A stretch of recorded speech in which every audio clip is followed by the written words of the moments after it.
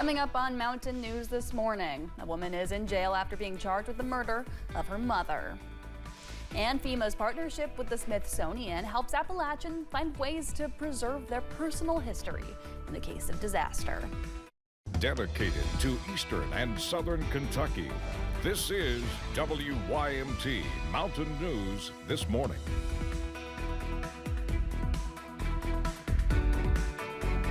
Good morning and a happy Tuesday to you. My name's Amelia Lee here with you on this March 18th, and the time is 6:30 on the dot, which means it is time to check on in with meteorologist Megan Dusmal this morning. And Megan, we've had a good treat of some good-ish weather in some of our past few days. And today I know you said sunshine is going to come about, but we also have some warmth, or I'm sorry, some cold as we hit spring. Yes, unfortunately, that is in the forecast. You'll enjoy today's temperatures for sure, though, because we have nice and sunny skies. We'll hit those 70s, and we'll stay in the 70s as you head into tomorrow. However, that does change as you head into the first day of astronomical spring on Thursday, as temperatures will drop down to the 50s.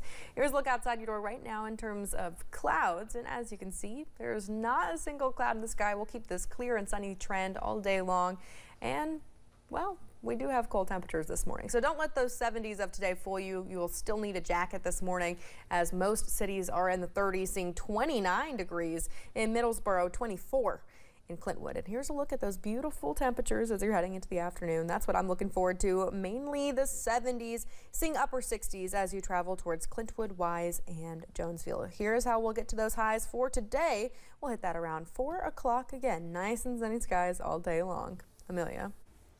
A woman was arraigned yesterday after deputies say she shot and killed her own mother. It happened at a home in Laurel County Friday night.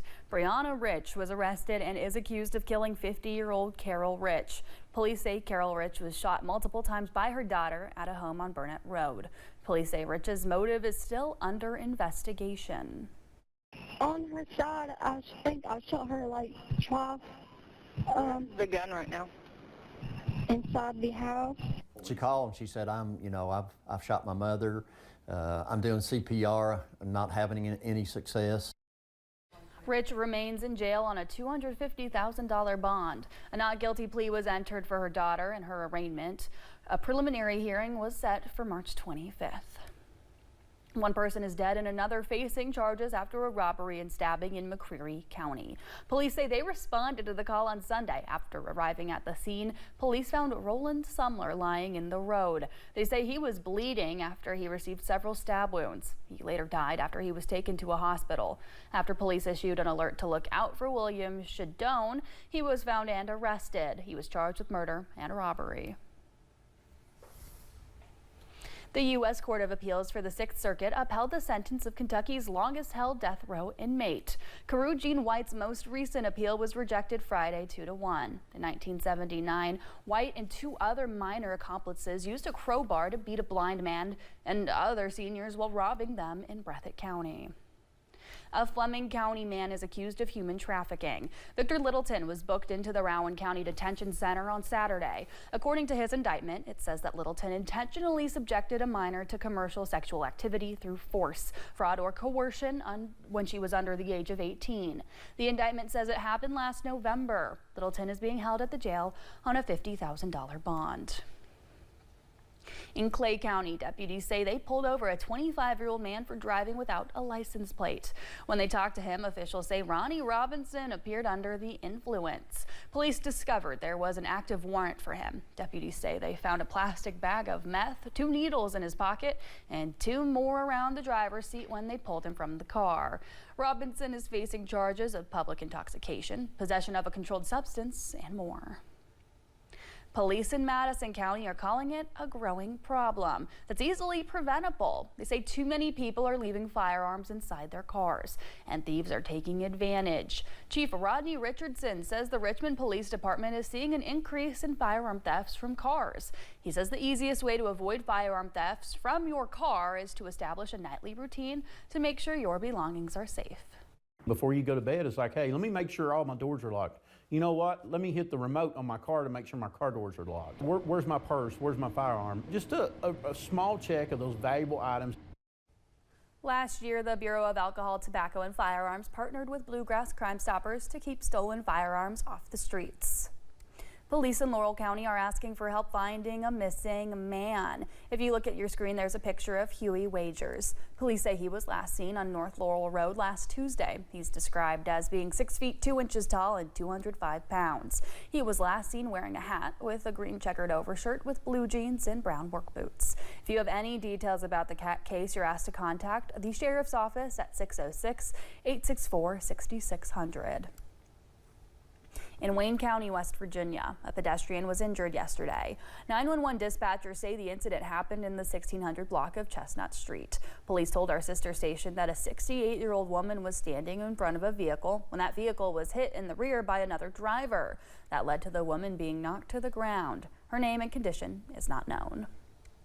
The school bus was involved in a 3-vehicle crash in Mercer County. Emergency management officials did not say where in the county that crash happened, but one of the vehicles involved flipped off the road. 17 children were on board the school bus, but none of them were hurt. Officials say the bus was able to continue its route and take all of the children home. One of the worst parts of flooding is the fact that some things just can't be replaced, whether it's wedding photos, baby books, or even important documents. Floodwater can damage anything. So Alex Jackson spoke with some experts who are sharing some tips on how to potentially salvage some of these most precious items. Here in Floyd County, a demonstration is set up to try and teach people how to salvage some of their family belongings and treasures. The goal of salvage is to get the item in a stabilized condition so that it doesn't sustain further damage and it can be saved. Sarah Caruso is with the Heritage Emergency National Task Force, part of the Save Your Family Treasures program, which is a partnership between the Smithsonian Institution and FEMA. She's one of the experts who is here to show flood victims what can be done to salvage items, starting with photographs. So our setup here is a 3-rinse system. Our program was developed to be accessible for everyone. So it's all everyday items that you can pick up at your local hardware store or something like that. This method is one of many and uses 3 aluminum turkey pans filled with distilled water, and also uses porch screens to gently handle those photos. This is all used to gently cleanse pictures in 3 phases. Each type of heirloom may have a different method best used to salvage, but all heirlooms should be air dried and not dried using a heated dryer or fan, as that can cause permanent damage. And if you run out of room or have trouble getting your heirlooms dry within 48 hours, photos, papers, books, and textiles can be frozen by wrapping them in freezer paper and putting them in a frost-free freezer set at the lowest possible temperature. Alex Jackson, WSAZ. A Moorhead skier returned home from a trip to the Special Olympics World Winter Games in Turin, Italy. Desiree Nickel landed at the Bluegrass Airport last night. She earned 2 medals in the games, 1 gold in her division of the Super G and 1 bronze in her division of the Giant Slalom. We talked with Desiree's mom, and she tells us her daughter's success has been a long time coming. I knew she'd give it her all. I knew she'd come home with at least 1, if not all, but she brought a bronze and a gold. I'm very proud. If she hadn't brought any, I'd been proud of her, because this has been 6 years in the making, and she finally made it, and I'm very proud of her. Special Olympics Kentucky also invited the public to welcome Desiree home last night. Well, it's set to be an exciting week in Lexington as some of the NCAA men's and women's tournament games are set to happen at Rupp Arena. Mayor Linda Gorton says in conjunction with the KHSAA Sweet 16 tournaments, the NCAA tournament will have a $10 million impact on the local economy. Amy Stamper with the Hilton Lexington downtown says they spend years preparing for when Lexington gets to host an event of this caliber. Although downtown is going to be, of course, sold out better part of the week, I think it's going to kind of expand into the outer hotels as well because of just how many people will be coming to town. Stamper says although Louisville is playing in the tournament and those fans may just drive back to Lexington, she does not believe that will have a negative impact on the number of visitors they have at the hotels. Of course, the Kentucky women's basketball team will play at Friday at Memorial Coliseum in Lexington. And with all this talk of March Madness, we want to remind you about WYMT's own Bracket Mayhem. You can fill out a bracket on WYMT.com with a chance to win an iPad from Appalachian Wireless. Just make sure to use your email address or your Facebook account. You have until approximately 15 minutes before the opening first round game to fill out your bracket. The first game is between Louisville and Creighton at 12:15 Thursday right here on WYMT. Folks with the group Wood Songs are bringing free music instruments to Eastern Kentucky for people impacted by the flood. The group is coming to the Appalachian Center for the Arts in Pikeville to distribute musical instruments from collections they received. The group will be at the center at 2 o'clock on Sunday, April 13th. The instruments will be distributed to musicians as well as schools and students impacted by the flood.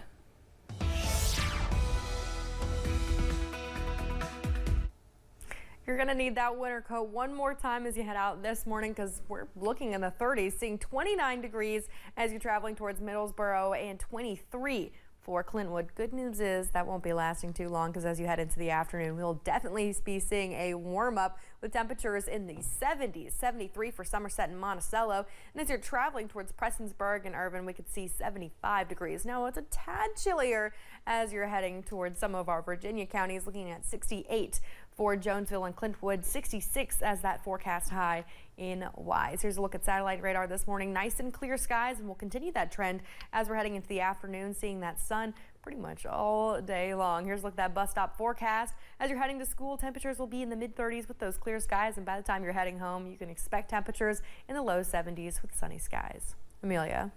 Thanks, Megan, and thank you for joining us. The time is now 6:41. Still to come on Mountain News this morning. 2 NASA astronauts stranded in space for more than 9 months are finally on their way home.